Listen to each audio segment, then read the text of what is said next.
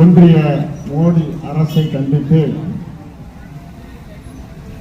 நடைபெறுகின்ற ஆர்ப்பாட்டத்தினுடைய தலைவர் அன்பு சகோதரர் பொதுச் செயலாளர் எஸ்ஆர் அகமது அவர்கள் குப்பியாபுரம் ஜிம்மா பள்ளிவாசலின் தலைவர் செய்யது மரைக்காயர் அவர்கள், செயலாளர் முகமது அவர்கள், மண்டல செயலாளர் இப்ராஹிம் அவர்களே, எங்க தாத்தா மாரி செல்வம் அவர்களே, சிறப்புரை ஆற்ற இருக்கிற அன்பு சகோதரர் நிறுவன தலைவர் தமிழ் செல்வன் அவர்களே, மல்லர் பேராயத்தின் ஒருங்கிணைப்பாளர் சகோதரர் தமிழ் மாறன் அவர்களே, என்னோடு இங்கு வருகை தந்திருக்கிற அன்பு சகோதரர்கள் மாவட்ட துணை செயலாளர் சுலைமான் அவர்களே, மாநகர மாமக செயலாளர் அப்பாஸ் அவர்களே, ஏனைய தோழமை கட்சியினுடைய பொறுப்பாளர்களே, உங்கள் அனைவருக்கும் மனிதநேய மக்கள் கட்சியின் சார்பாக வெங்காட்ட வாழ்த்துக்களை தெரிவித்து என்னுடைய உரைக்கு நான் வருகிறேன். பேசும்போது தவறான செய்திகளை இந்த பிஜேபி RSS கும்பல் மக்களிடத்திலே தினமும் நூற்றுக்கணக்கான ஆயிரக்கணக்கான செய்திகளை நாடு முழுவதும் வாட்ஸ்அப் மூலியமாக வலைதளங்கள் மூலியமாக கொண்டு செல்கிறார். அதிலும் ஒன்றுதான், இவர்கள் பாராளுமன்றத்தை சொந்தம் கொண்டாடுவார்கள், அது வக்குப்பு சொத்து. இப்படி சொன்ன உடனே டைம்ஸ் ஆஃப் இந்தியா அல்லது இந்தியன் எக்ஸ்பிரஸ் என்று நான் நினைக்கிறேன், அவர்கள் நேரடியாக வன்போர்டுக்கு சென்று அப்படியெல்லாம் இருக்கிறதா, பேச்சில் எதுவும் நிறுவ இருக்கிறதா என்று பார்த்ததில் அப்படி ஒன்றும் இல்லை. இது யார் சொல்கிறார் என்றால், இந்த பிஜேபியில் இருக்கக்கூடிய, இந்த பாராளுமன்றத்தில் இருக்கக்கூடிய இந்த அமைச்சர்கள், ஒன்றிய அமைச்சர்கள் கூசாமல் ஒரு ஜனநாயகத்துடைய மாண்பை கூட காப்பாற்ற வக்கில்லாத இந்த கும்பல் அங்க கூட பாராளுமன்றத்தில் கூட ஒரு பொய்யை சொல்லுகிறானா, ஆனால் பொது வழியில் எந்த வகையான எப்படியான பொய்களை எல்லாம் அவர்கள் சொல்லுவாங்க.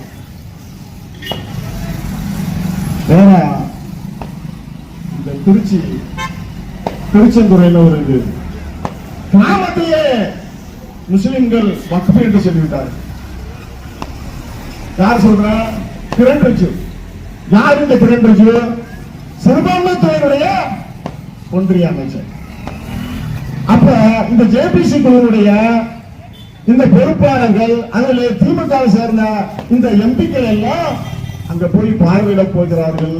பார்வையிடும் போது அங்கே கலெக்டர் முதற்கொண்டு வக்ஃபோர்டுடைய அதிகாரிகள் முதற்கொண்டு வந்து அப்படி எதுவும் இல்லை. இங்கே 300 ஏக்கர் வக்ஃபுக்கு இருக்கிறது, மீதி எல்லாம் கோயில் சொத்து. அப்படி எப்படி இந்த பெரும்பான்மையான இந்து மக்களை, பிற மக்களையும் முஸ்லிம்களுக்கு எதிராக, இஸ்லாத்துக்கு எதிராக ஒன்று திரட்ட வேண்டும் என்பதில்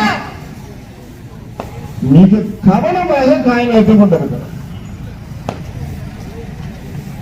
இது இன்னும் ஒரு பொய், பெரிய பொய் என்னவென்றால், அந்த சோபா கிரண் மிர்ஜே அப்படிங்கிற ஒரு ஒன்றிய அமைச்சர் அது இங்க வந்து சொல்லுது, முஸ்லிம்களுக்கு வக்ஃபு சொத்து 38 லட்சம் ஏக்கர்.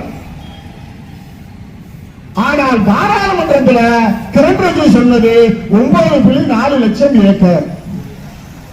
இன்னும் ஒரு பெரும் பொய்யை சொல்கிறார்கள், ராணுவத்தை விட, ரயில்வேயை விட வக்ஃபு சொத்து பெருசு என்று. இதை முஸ்லிம்களும் சொல்லுகிறார்கள், முஸ்லிம் தலைவர்களும் நம்பி சொல்கிறார்கள். அப்படி அல்ல, வெறும் 9.4 லட்சம் ஏக்கர். ஆனால் இந்த அறநிலையத்துறைக்கு தமிழ்நாட்டில் இருந்து, ஆந்திராவில் இருந்து, தெலுங்கானாவில் இருந்து, கர்நாடகாவில் இருந்து, இந்த 4 மாநிலங்கள் மட்டும் 11 லட்சம் ஏக்கர். அப்ப 4 முழுக்க பார்த்தால் இந்த அறநிலையத்துறைக்கு எத்தனை லட்சம் ஏக்கர் இருக்கு? சச்சார் கமிட்டி சொல்லுகிறது எதை பார்த்தாலும் இது வக்குப்பு சொத்து அப்படின்னா அது வக்குப்பு சொத்தாங்க. அதனால நாங்க செக்ஷன் 40 நாங்கள் நீக்கி விடுகிறோம். அப்படி எங்கேயாவது போய் முஸ்லிம்கள் இது எங்க வக்குப்பு சொத்துன்னு சொல்லிருக்காங்களா? எந்த ரீசனபிள் கிரவுண்ட் இல்லாம இது வக்குப்பு சொத்து என்று யாராலும் சொல்ல முடியும்?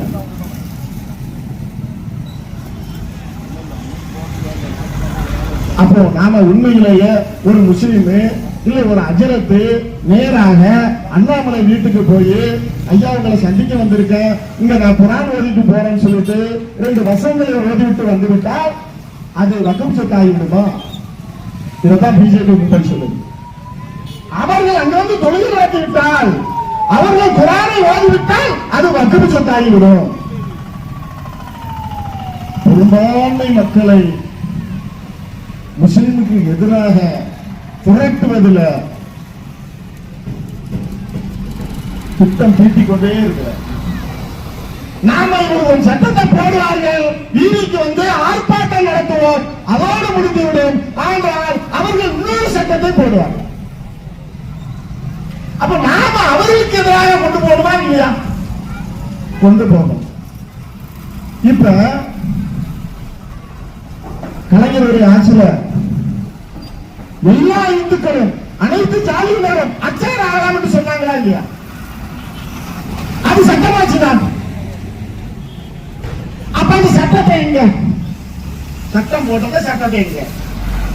அப்ப இந்த தீட்சிதர்கள் கோயிலை கட்டுவது கிடையாது. ஆனா கோயில்கள் எல்லாம் தீட்சிதர்கள் அனுபவிப்பதற்கு நிர்வாகம் செய்வதற்கு கொடுக்கப்படுகிறது. அப்ப தீட்சிதர்கள் எல்லாம் போட்டு சொல்றாங்க, ஆர்டிகல் 25 நீங்கள் இழுத்து போக செய்கிறீர்கள், இது எங்களுடைய உரிமை, எங்களுக்கு என்று தனி உரிமை, இப்படி நீ செய்கிறீர்கள் என்றால் இந்த நாடு அழிந்துவிடும், இந்த இந்து மதம் அழிந்துவிடும். உடனே கோர்ட் என்ன சொல்லிச்சு தெரியுமா? சுப்ரீம் கோர்ட் ஸ்டேட்டஸ் கோ, எது எப்படி இருக்கோ அப்படி இருக்கு, முன்னாடி எப்படி இருக்குதோ அப்படி இருக்கணும். சட்டம் பாஸ் 2 வருஷம் ஆகி அனைத்து ஜாதிகளும் அர்ச்சகர் ஆகலாம் என்று போட்ட சட்டம் நியமனம் இல்லாமல் 2 வருடத்தை கடந்துவிட்டது. ஆனால் எந்த புள்ளி விவரமும் இல்லாம இவன் பாட்டை, இவன் அப்ப, இவன் பூட்ட, இவன் முன்னோர்கள் எல்லாம் ஐயாவுக்காக, கடவுளுக்காக நிரந்தர நன்மை நம்முடைய இறப்புக்கு பிறகு கிடைக்கும் என்பதற்காக அவன் கொடுத்த சொத்தை அபகரிக்க பார்த்தான். எப்படி அபகரிக்க பார்க்கிறான்னா இது அவனுக்கு தெரியாது. 2006, 2007 சச்சார் கமிஷன் சொல்லுகிறது நாடு முழுக்க வக்குப்பு சொத்து இருக்குது. அந்த வக்குப்பு சொத்துனால் வரக்கூடிய வருமானம் ஆண்டுக்கு வெறும் 200 கோடி தான் இருக்குது. அவ்வளத்தையும் ஆக்கிரமித்து வைத்திருக்கிறார்களே அரசு முதற்கொண்டு. சாதாரண ஒரு 7% போட்டால் கூட ஒரு ஆண்டுக்கு 12,000 கோடி வருது. இந்த மக்களுக்கு அதை வைத்து அவர்களுடைய மேம்பாட்டுக்கு வழிவகுக்கலாமே என்று சொன்னதை புடிச்சுக்கிட்டு ஓ இவ்வளவு வச்சிருக்கியா? எப்ப சொன்னது? 2006, 2007. இவன் ஆட்சி கொண்டு எப்ப? 2014. எப்படி கண்டன கட்டி அப்படியே வந்துட்டு போய்க்கிட்டா? ஜாயிண்ட் பார்லிமெண்ட் கமிட்டிக்கு நீங்க அனுப்புறீங்க, கேள்விகள் கேட்கிறாங்க. அந்த ஜாயிண்ட் கமிட்டியில் உள்ள எதிர்கட்சி தலைவர்கள் கேட்காங்க, உங்களால ஒரு உண்மையை கூட சொல்ல முடியுதா? அவங்க கேட்கிற கேள்விக்கு உங்களுக்கு பதில் சொல்ல முடியுதா? ஒரு பதிலுமே வரும். கேட்கிற கேள்விகளுக்கு என்ன பதில் வந்தது என்றால் சஸ்பெண்ட் செய்யப்பட்டார். ஒரு அம்மா ஜனாதிபதியார் இந்த நேரத்தில் பேசினவர் சொன்னாங்க, 100 முஸ்லீம் பேர் அங்க கலவரம், இந்த அம்மா பழங்குடியில் பிடிக்கப்படுகிறார்கள். எந்த சுயமரியாதை இல்லாத ஒரு கும்பல்கள் ஆளுநராக இருக்கிறார்கள், ஜனாதிபதியாக. எந்த சுயமரியாதையும் இருக்காது. நீ கோயிலுக்குள்ள போகாம ஐயா சாமி நான் போக மாட்டேன். அப்படி இருந்தவர்களா இன்றைய ஜனாதிபதியும் இதற்கு முந்தைய ஜனாதிபதி நான் தான் தெரிந்தா உண்டான தோழர்களே,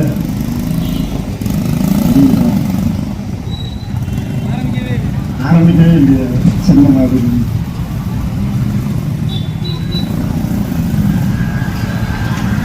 சச்சா கமிஷன் சொல்லியிருக்கிறது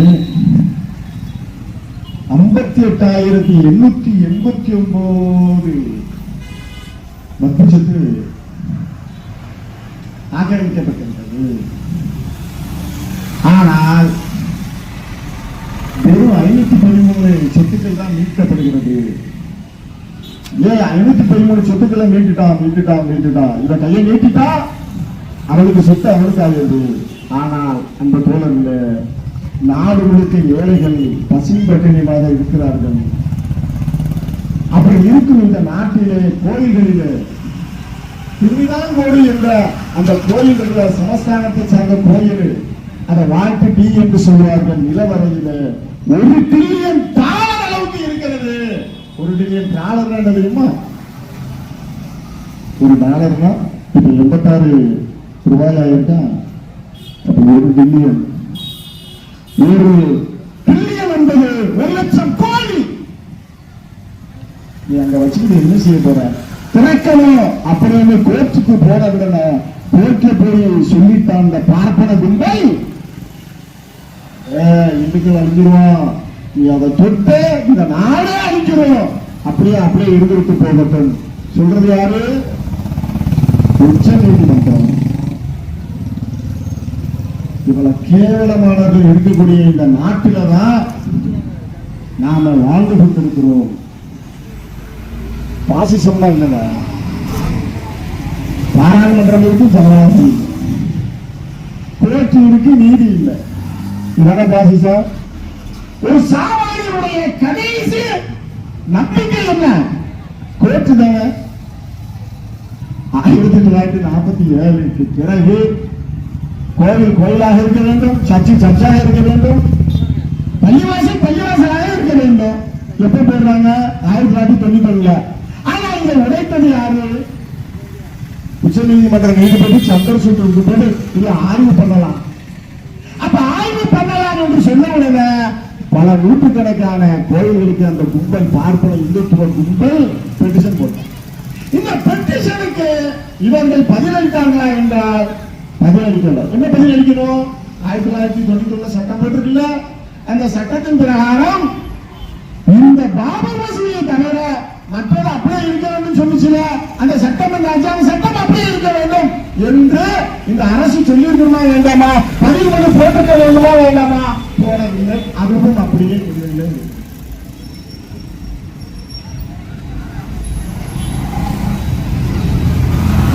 அன்பான தோழர்களே, பெரும்பான்மையான இந்து மக்கள், பெரும்பான்மையான சமுதாயம் தான் சமூக நல்லிணக்கத்தை விரும்ப வேண்டும்.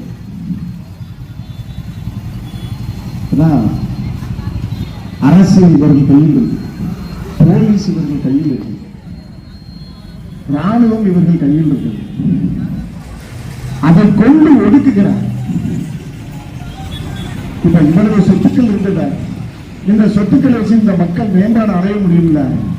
ஆனால் நகர்ப்புறத்தில் எடுத்துக்கொண்டால் முஸ்லிம்கள், இஸ்லாமியர்கள் 40% பேர் சுய தொழில் தான் செய்கிறார்கள். அந்த சுய தொழில் கூட செய்யக்கூடாது என்று கும்பமேளால முஸ்லிம் கடை போடக்கூடாது. பாத யாத்திரை போறோமா முஸ்லிம் கடை போடக்கூடாது. இங்க ஒருத்தர் ராம சீனிவாசங்கிறவன் கடைக்கு போயிட்டு இது ஹலாலா அப்படிங்க, ஹலால எங்களுக்கே தார வெறுப்பை விதைக்கிறான். நீதித்துறையுடன் நீக்கணும். சிஏஏ சட்டத்தை கொண்டு வந்தார், பசுவதி சட்டத்தை கொண்டு வந்தார், மதமாற்ற சட்டத்தை கொண்டு வந்தார். இதை விட பாசிசம் என்ன இருக்குது? உங்களை நம்பி நாங்கள் மறுபடியும் திரும்பவும் கோர்ட்டுக்கு நாங்க போறோம். யார் போகிறார்? திமுக போகிறது. இந்த வக்ஃப் திருத்த சட்டம் தவறு, பிழை, அதை எடுக்க வேண்டும், ரத்து செய்ய வேண்டும் என்று திமுக சொல்கிறது,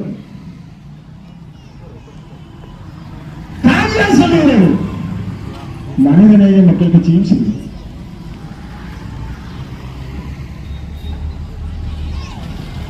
நம்பத்தான் வேண்டும். இது இப்படியே போய்கொண்டிருந்தால் அப்ப நம்மளுடைய இந்த நாட்டினுடைய மக்களுடைய நிலைமைதான் என்ன?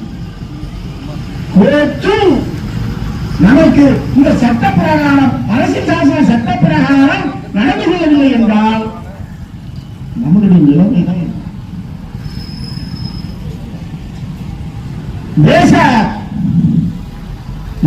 தேச தந்தை அம்பேத்கர் அவர்கள் article 14, article 15, article 16, article 25, article 26 இப்படி ஈக்குவாலிட்டி, மதம், இனம், ஜாதி, பாலின அடிப்படையில் பாகுபாடு காட்டக்கூடாது, எல்லாருக்கும் வேலை வாய்ப்பு, 25 அவர்கள் வழிபாட்டு உரிமையை பாதுகாக்க வேண்டும், 26 அவர்களுடைய மத நிறுவனங்களை பாதுகாக்க வேண்டும். இதையெல்லாம் உடைத்து எரிந்துவிட்டு நான் வகுப்பை தான் கொண்டு வருவேன், வகுப்பு சட்ட திருத்த சட்டத்தை கொண்டு வருவேன் என்றால் உங்களை விட அயோக்கியம் யாரும் இல்லை.